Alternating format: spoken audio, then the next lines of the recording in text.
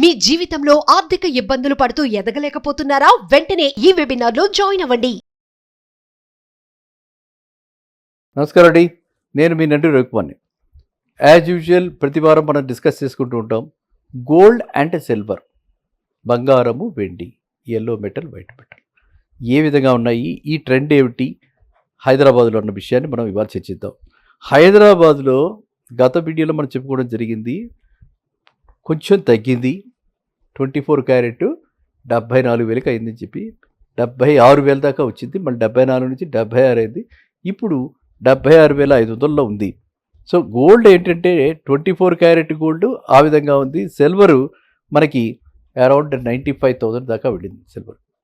So కాబట్టి మీరంతా కూడా తెలుసుకోవాల్సింది ఏంటంటే, ఈ గోల్డ్ సీజనల్ డిమాండ్ వల్ల గ్లోబల్ ఫ్యాక్టర్స్ ఒకవైపు, సీజనల్ డిమాండ్ ఇంకోవైపు ఇలాగే ఉంటుంది. కాబట్టి గోల్డ్ ఫ్లక్చుయేషన్స్ని పెద్దగా మీరు పరిగణనలోకి తీసుకోకుండా, ఒకవేళ కనుక మనకి ఏదైనా కమిట్మెంట్స్ ఉంటే ఆడపిల్లల తండ్రులు లేకపోతే మగపిల్లలు కూడా, లేకపోతే ఇంట్లో ఇల్లాల గురించి కొనుక్కోవాలని అనుకుంటే నెల నెల కొనుక్కోండి.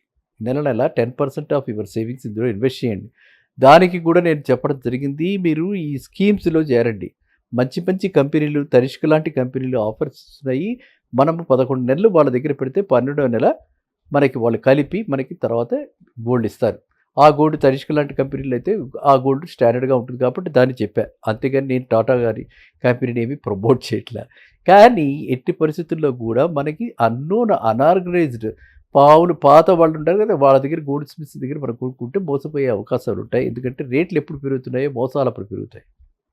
మనిషి అందరూ కూడా ఏంటంటే గుర్తుంచుకోవాల్సింది, రేట్లు ఎప్పుడైతే పెరిగినాయో మోసాలు ఎక్కువ అవుతూ ఉంటాయి.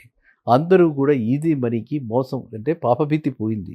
కాబట్టి అందరూ కూడా అలాంటివి చేస్తున్నారు. కాబట్టి మీరు జాగ్రత్తగా ఉండి స్టాండర్డ్ కార్పొరేటివ్ ఏవైనా సరే కంపెనీలు వాటిల్లోకి వెళ్ళండి.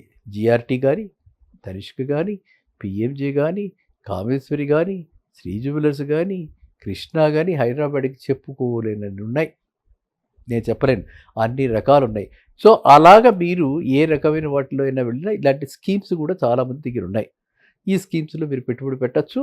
అండ్ ఆ స్కీమ్స్లో పెట్టుబడి పెట్టి మనం షార్ట్ టర్మ్ కాబట్టి 1 ఇయరే కాబట్టి మనకి ఏ భయం లేకుండా మన బంగారాన్ని మనం తెచ్చుకోవచ్చు. అది మీకు ఒక చిన్న హ్యాపీగా బంగారానికి ఈజీగా మనము 11 మంత్స్కి చిట్ ఫండ్ లాగా మనం లెక్కలు వేసుకుంటూ పోతే మనకి మోర్ దెన్ 15% వచ్చేటువంటి అవకాశం అక్కడ ఉంది.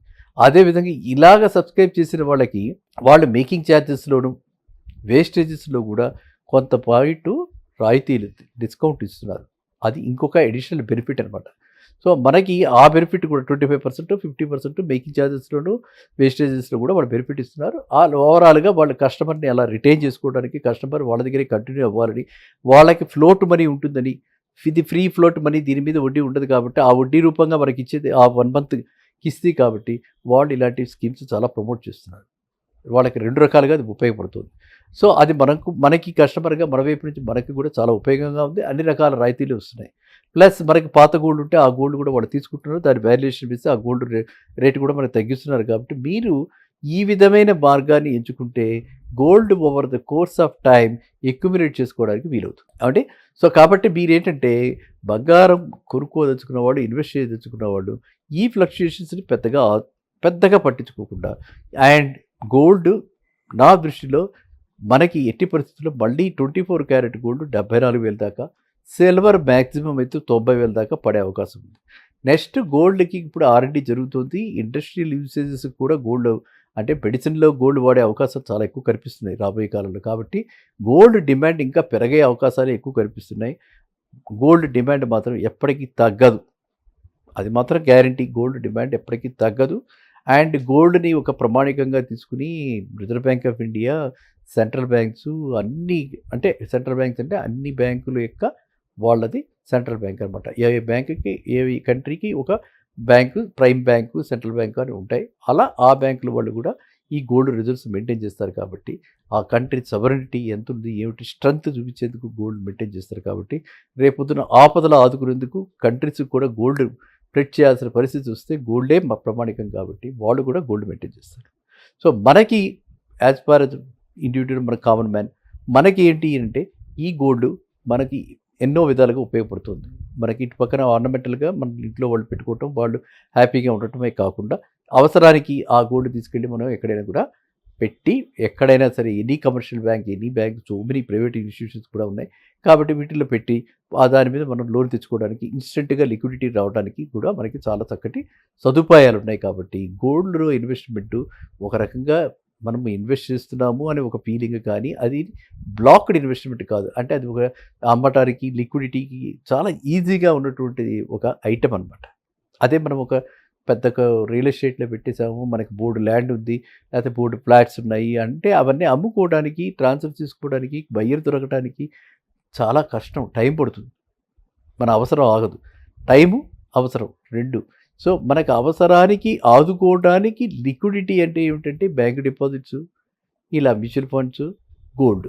ఈ 3 మనకు 3 రోజుల్లో, 4 రోజుల్లో మ్యూచువల్ ఫండ్స్ కూడా రిడీమ్ చేస్తే అంతకంటే ఎక్కువ పట్టదు. కాబట్టి ఇవే మనము లిక్విడ్ క్యాష్ ఎంత మనకి ఈజీగా ఉంటుందో అదే ఈక్వలెంట్‌గా ఇందులో కూడా మనకి పెట్టుబడులలో మనకి ఆ విధమైనటువంటి రిటర్న్స్ తోటి, ఈజ్ తోటి ఉన్నటువంటిది లిక్విడ్ ఇన్వెస్ట్మెంట్స్. అదేనండి. అదే మనం క్యాష్ రూపంలో పెట్టుకుంటే నగదు మనకి అదేమి పిల్లల్ని పుట్టించదు. అది క్యాష్‌గానే ఉంటుంది. కానీ వీటిల్లో పెడితే మనకి కాస్తో కూస్తో, మరీ వచ్చి పడిపోకపోయినా కాస్తో కూస్తో మనకి సేవింగ్స్ బ్యాంకులో కూడా 3% పైన ఇంట్రెస్ట్ వస్తుంది.